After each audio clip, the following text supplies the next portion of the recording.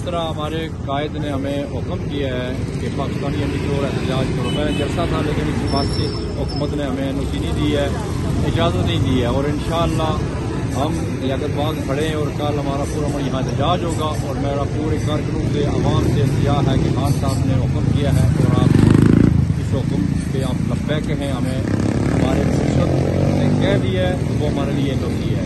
तो लिहाजा ये जो पंजाब हुकूमत है ये सामने कंटेनर लगा दिए, ये कंटेनर ये चीज़ें कुछ भी नहीं कर सकेंगी इंशाअल्लाह। और इनका काम है हमें पूरा मन ये एहतजाज करने का हक दें। हम कानूनी और आईनी कानून और आइन इजाज़त देता है कि शहरियों को पूरा मन एहतजाज करने का हक दिया जाए। लिहाजा तमाम लोगों से रिक्वेस्ट है कि जो तक आप पहुँचे, यहाँ मीडिया वाले भी खड़े हैं, लोग आते हैं मुख्तलिफ जगहों से आके यहाँ विजिट करके वापस चले जाते हैं।